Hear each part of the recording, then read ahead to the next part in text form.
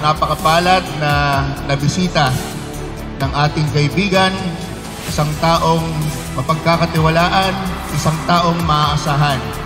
Kung hindi nyo po naitatanong at ako po'y magkwento sa inyo ng konti, ang tao po na nasa harapan natin ngayon ay dati ko nang nakasama.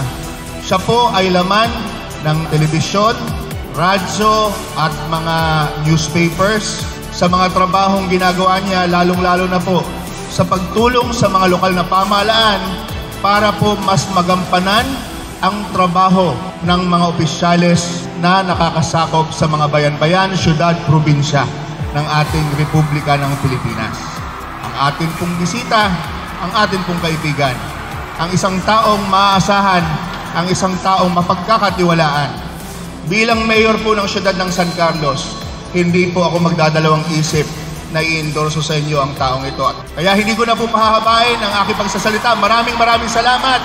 Bibigay ko na po ang mikropono sa taong alam kong makakatulong sa atin. The future Senator of the Republic of the Philippines, Honorable Senator Ben-Hur Abalos.